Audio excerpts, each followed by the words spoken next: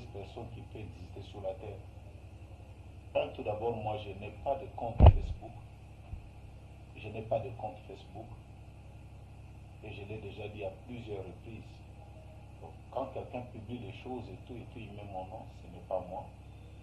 Et de deux, en parlant du Seigneur Jésus-Christ, je crois que je ne l'ai dit pas devant la face du monde pour me justifier, mais je crois que le Seigneur Jésus-Christ, c'est le Dieu de William Branham. C'est le Dieu de William Branham. Donc, je prêche, c'est comme j'ai vu d'autres commentaires, on dit, il dit autre chose, il chante autre chose, et quand il prêche autre chose. Alors, non, ce n'est pas ça. Je prêche le message de William Branham, qui ce message magnifie le Seigneur Jésus-Christ. Voilà. Ça, c'est vraiment avec beaucoup de regrets. Parce que Frère Branham disait en son temps, quand on le qualifiait de la personne du Seigneur Jésus-Christ, que ça lui donnait même un dégoût de quitter les champs missionnaires. Alors quand on entend des choses comme ça, des commentaires, il faut même arrêter, il faut que tout, il y a des pasteurs qui se permettent de dire, bon, il faut l'arrêter, mandat d'arrêt, tout ça, bon. Ils sont libres de dire, parce que je crois que la Constitution donne à tout un chacun la libre expression, il peut parler comme il veut. Mais néanmoins, je voudrais dire ceci, mes frères, que dans le message de William Branham, dire que Jésus-Christ est dans la chair, entre dans la chair d'un homme, bibliquement, même dans le message de William Branham, ce n'est pas un péché. Je ne sais pas, est-ce que le péché c'est parce que j'ai dit que Jésus-Christ a terminé sa course dans l'homme appelé William Branham? Est-ce que le péché c'est parce que j'ai dit Jésus-Christ était dans la chair de l'homme appelé William Branham? Déjà, en son temps, le père fondateur des églises pentecôtistes, mouvement des réveils, Tommy Osborne, il disait, et nous, quand nous prêchons, nous disons que Jésus est avec nous. Jésus est avec nous, Jésus est avec nous. Mais c'est pour la première fois il est entré, après avoir essuyé un échec quand il était parti en Inde, il est allé voir Frère Branham, il a entendu quelqu'un dire que vous allez voir Jésus-Christ non pas seulement avec nous et parmi nous, mais en nous. Et il y a eu une spectaculaire guérison devant lui. Et lui, à la fin, il a dit, ça c'est Tommy Osborne qui dit, j'ai vu Jésus-Christ dans la chair d'un homme appelé William Marion Branham. Je crois que s'il y a à traiter des démons, je crois que vous devez commencer tout d'abord par traiter Tommy Osborne, le père des églises pentecôtistes, d'un démon. Il faut le traiter d'un démon. Je crois que là, ça serait comment il faut dire, équitable et l'honnêteté serait aussi bien établie. Maintenant, en parlant de finir la course, je crois que nous qui croyons le message de William Branham, et nous sommes libres de le dire, parce que je crois que quand quelqu'un croit quelque chose, c'est dans ses convictions, et il n'y a pas à mener la guerre pour une conviction, il n'y a pas à mener la guerre pour quelque chose que je crois, que je trouve qui a changé ma vie, et qui a fait de moi aujourd'hui ce que je suis. Dans le livre de Matthieu, chapitre 24, verset 27, on dit, car comme l'éclair part de l'Orient et se montre jusqu'en Occident, ainsi sera l'avènement du Fils de l'homme. Dans d'autres versions, on dit, car comme le soleil part de l'Orient et se montre jusqu'en Occident, ainsi sera l'avènement du Fils de l'homme, où le Fils de l'homme se révélera. Donc ça suivra un peu comme la trajectoire du soleil. Ça commence de l'est et ça termine la course à l'ouest, l'Occident. Ça, même quand on n'a pas été à l'école, on connaît que l'est, c'est l'Asie. La civilisation, l'évangile a commencé là-bas. Jésus-Christ, le Fils de l'homme, avec les Juifs, le jour de la Pentecôte, ils ont reçu le Saint-Esprit. L'église a commencé là-bas. Et cette église de Paul, la persécution tout a continué. Grèce, c'est parti petit à petit. Mésopotamie, nous allons jusqu'à, nous montons. On arrive en Europe, l'Italie, ça passe, la France, de Calvin, de John Wesley en Angleterre, vous voyez, et jusqu'à ce qu'aujourd'hui nous parlons, tous les mouvements de réveil des églises, c'est aux États-Unis. C'est la civilisation se pointe là-bas. Et déjà, nous appelons cela l'Occident. Je vais lire quelques citations de Frère Branham. Comme ça, s'il y aura à attaquer, je crois que ce serait mieux que vous attaquiez Frère Branham. Parce que moi, on m'a appris à répéter ce que le prophète a dit. Donc, je vais dire quelque chose ici. Dans sa prédication Allumer la lumière qu'il a prêchée le 25 janvier 64, paragraphe 133, observez la lumière, elle est venue de l'est allant à l'ouest. Nous sommes à la côte ouest. Elle avait 3 étapes, n'est-ce pas? Elle avait 3 étapes. Elle a traversé l'eau 3 fois. Partant Paul, traversant la Méditerranée pour aller en Allemagne, l'Allemagne fut éclairée par Luther, elle traversa la Manche vers les États-Unis et maintenant vers l'Angleterre. Ensuite de l'Angleterre, elle traversa le Pacifique vers les États-Unis. Elle s'y effrayait son chemin à travers le message de Luther, continuait jusqu'à sa dernière partie, se retrouvant ici sur la côte ouest. Il s'agit ici de soleil. Quel soleil? Jésus-Christ, la parole de Dieu. C'est Jésus qui a été avec les apôtres. C'est le même Jésus qui s'est révélé aux États-Unis, en Occident, dans le ministère, cet humble ministère de William Marion Branham. Et dans ce ministère, on a vu quelque chose de très particulier. Il y a une écriture dans la Bible qui parle de Luc 17:30. Luc 17:30 veut dire, mais qu'au jour du Fils de l'homme, ce qui arriva du temps de Lot, dans Sodome et Gomorrhe, avec Abraham, ça arrivera de même à la fin des temps.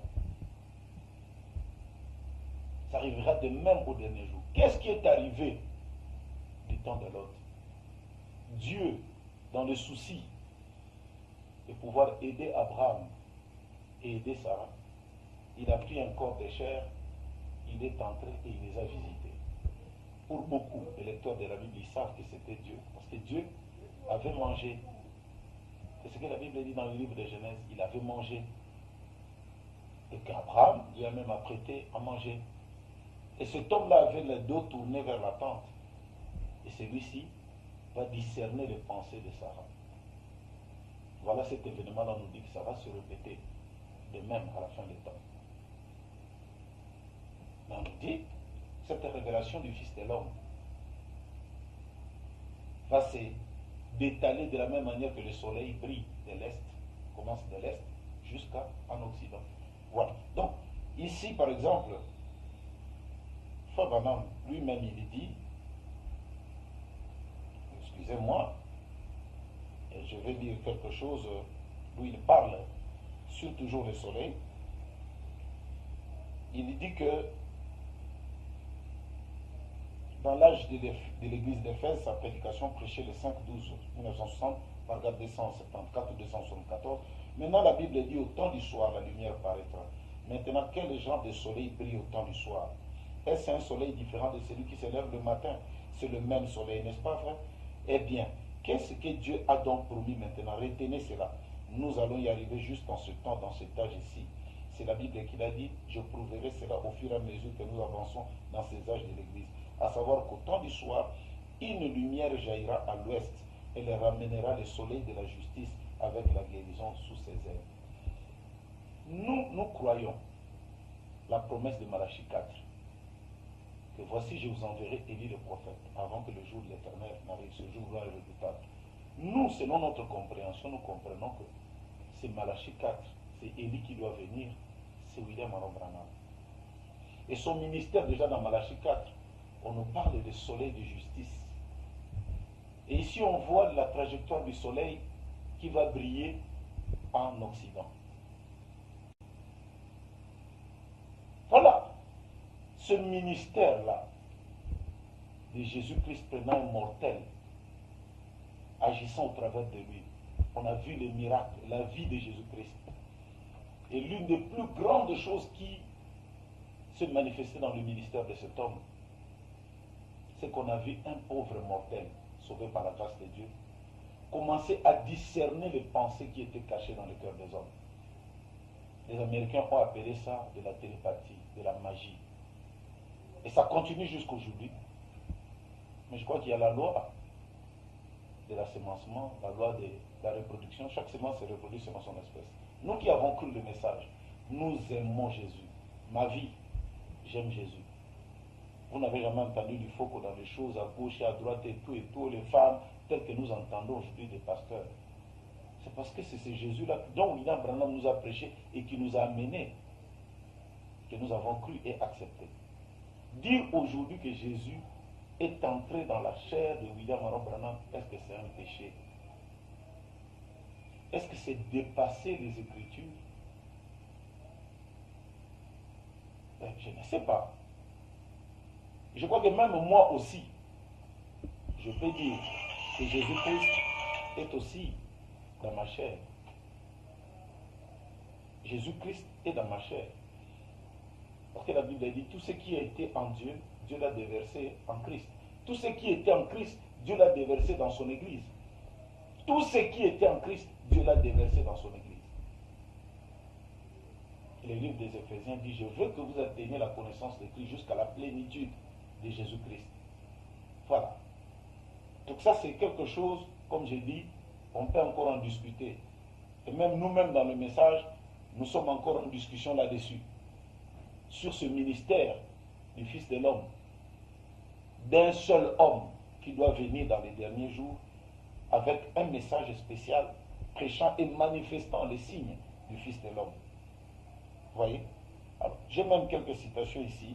Comme j'ai dit, nous-mêmes, dans le milieu du message, on est déjà en discussion là-dessus. Alors donc, dans sa prédication de procès, Frère Branham dit, au paragraphe 209, il dit, je ne dis pas que votre pasteur ou quelqu'un d'autre recevrait le don de discernement. Ils n'ont pas à faire ça, ce n'est pas leur appel. Ce n'est pas leur appel à faire. Il doit y en avoir un seul dans un âge. Ce ministère-là. De discerner les pensées, qui identifie Jésus-Christ prenant un mortel et travaillant au travers de lui. Dans un âge donné, il n'y a qu'une et une seule personne. Quelque part ici, il ajoute même, il est dit, dans la fête des trompettes, paragraphe 215, il dit, les derniers signes qu'Abraham, nous sommes la sémence royale d'Abraham l'épouse, les derniers signes qu'Abraham a vus avant les signes premiers arrivent, que le Fils premier arrive, c'était quoi? Dieu venant dans la forme, sous la forme d'un être humain, qui pouvait discerner les pensées des gens. Un seul homme, pas une douzaine, un seul homme, peu importe le nombre d'imitations, ils en ont eu un seul. Il a discerné le fond de leurs pensées. Qu'est-ce? C'est ce qui produit ensuite, c'est qu'Abraham et Sarah sont redevenus de nouveaux jeunes. Il est devenu un jeune homme et Sarah est devenue une jeune femme. Ça, nous le savons. Eh bien, je sais que vous le trouvez un peu dur à parler, celle-là, mais souvenez-vous, juste pour bien m'assurer que vous le savez là. Ne lisez pas la Bible comme ceci, lisez entre les lignes et pour voir, pour que le tableau apparaisse. Donc voilà, pas une douzaine, une seule personne. Ce ministère-là, à l'ouest, c'est-à-dire en Occident. C'est ce que j'ai dit. Et puis ce qui est bizarre, j'ai prêché cette prédication que je trouve l'extrait d'au moins 2 heures. Mais quelqu'un prend, il coupe, prac, il prend des photos. Non, ça c'est vraiment de la malhonnêteté. C'est beaucoup, je ne sais pas, vous le faites dans quel esprit, vous voulez quoi à la fin? Je ne sais pas.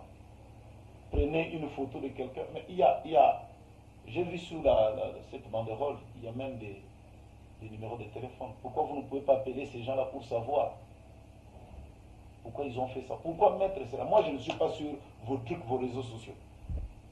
Je n'ai pas mis ces choses-là postées, ni des photos, ni quoi que ce soit. Mais aujourd'hui, il faut qu'à gauche, il faut qu'à droite et tout. Voilà pourquoi j'ai dit, dans mon église à Rouge-Gorge, à Pointe-Noire, il y a beaucoup de jeunes gens. Nous sommes une grande église. J'avais interdit à tous les jeunes gens d'entrer dans les histoires des réseaux sociaux parce que, regarde, c'est comme si ce n'est pas une bénédiction pour le peuple de Dieu. Je ne suis jamais sur Facebook, on dit, il a dit sur Facebook, il a fait.